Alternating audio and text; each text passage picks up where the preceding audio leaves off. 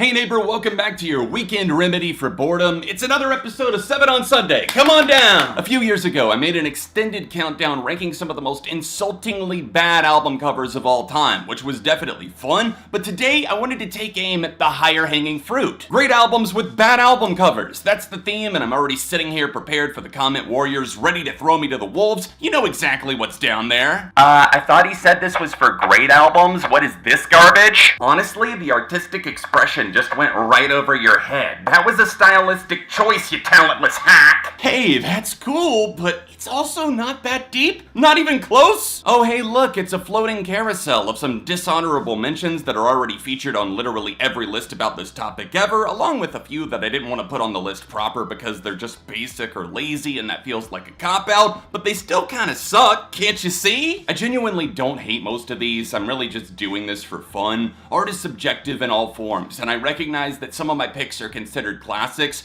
but all I ask is that you literally separate the art from the artist. Do you like the cover because you think it's an incredible image, or because you've associated it with something that you love for so long? Think about that right as you smash that like button and slide into the list with a hot take. That's why it hurts to do it to yourself, just you and no one else. So, am I gonna be the only one that's gonna say it? Okay, I guess that's gonna fall on me. I mean, I know we're all thinking it. It looks like a grown-up Animorph getting some oral pleasure, but come on, let's be adults about this. The Bins came out in 1995, shedding the grungy afterglow of Pablo Honey in favor of something much, much better. It's a fantastic record, one of Radiohead's greatest, and probably their heaviest too, with fits of rage seeping out of the incredible Planet Telex, My Iron Lung, and Nice Dream. This marked the start of the band's long-running relationship with Stanley Donwood, who subsequently went on to craft every single Radiohead album cover from the Bins onward, but the feeling behind this one compared to some of their masterpieces, A Moon-Shaped Pool or Kid A, it's just unsettling and off-putting the longer you stare. Legend says Tom York took Donwood around the city to film random objects, including an iron lung, because, you know, the song, but they ended up filming a CPR dummy in a hospital, which eventually turned into the album cover. They claim it looks like the mannequins experiencing all of these feelings, good and bad, all at the same time for the first time, and me? I think we just saw a lifeless object showing off their O-face loud and proud for the entire world to see. Well, now let me sleep, I get so sleep when I'm dead, and sometimes that seems better than the migraine in my head. Not a single ounce of disrespect intended here, but having your grandpa's pose in front of a wall that looks like an ad for a doctor's office waiting room? That's not it, man. It is down the hall over on the back cover, though. Has anyone else noticed that, though? Like, this weird trait with some massive album covers? Like, the front of it,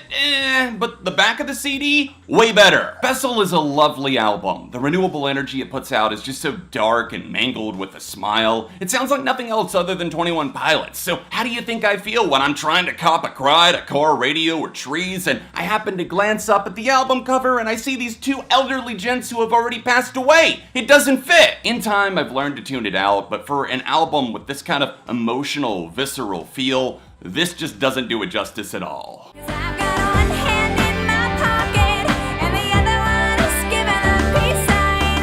Ah yes, the album that captured the angsty spirit of 90s youth perfectly. Hi Jagged Little Pill, Alanis Morrissette inspired an entire generation, and if you think it's oversung, overblown, overrated, then get over yourself.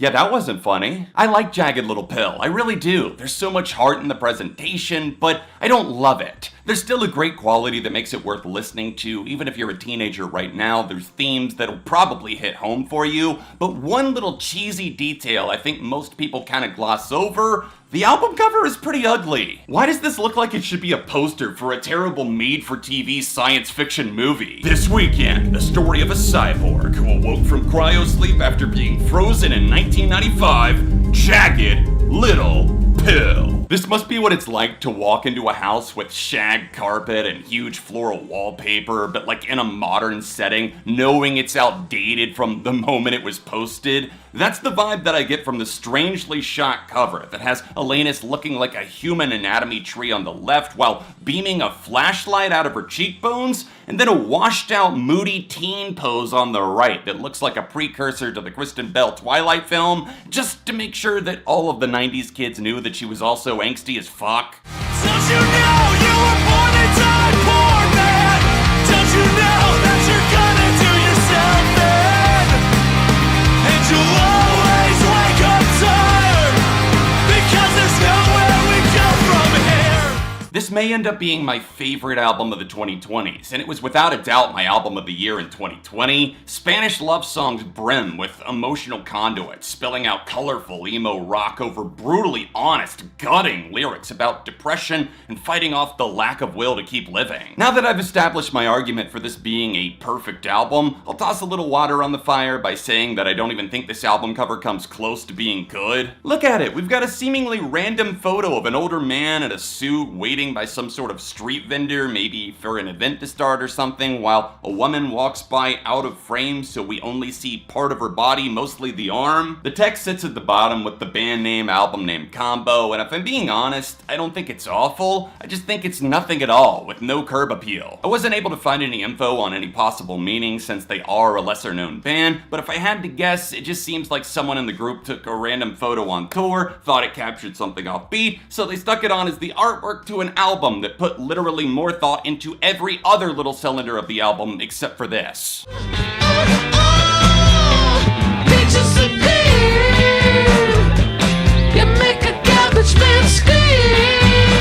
Forever you will find me yelling justice for Midnite Vultures, the orphan bastard of Beck's discography. He dropped this after Mutations and before the folky Adventure Sea Change, and it's nothing like either of those records. It's funky, loose, and doused in large amounts of satire. On the cover, we have an airbrushed meltdown by Japanese artist Yamantaka Ai, who ironically didn't have a good eye for balancing color. This looks like an ironic meme before memes existed. It's gotta be some sort of inside joke, or else an acid trip idea gone wrong. Otherwise, it's just a poorly dressed rave dancer holding his yellow lightsaber dick up to the tip of a pinker than usual entry point. And also, he's hooked up to jumper cables, so we can only assume there was no access to Viagra, so he just used them to jumpstart his love machine, which might also explain why the lightsaber gives off this weird electricity penis energy, not to be confused with big dick energy, because I highly doubt your partner wants a static shock right in the forbidden fruit. It's pretty ugly. Imagine flipping through records and then you see Beck's Midnite Vultures, and if you're not familiar with Beck already, you're probably thinking, what the hell, and just moving right along. This reminds me of terribly designed posters from the early 2000s, when people thought printing literally anything made with clip art was the biggest accomplishment ever. It wasn't, and neither was this mistake, but don't let that sour radar blip stop you from falling in love with Beck at his zaniest funkability. It's a roller coaster of psychedelic daydreams worth fawning over. Maybe a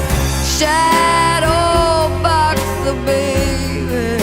I wanna be ready for it.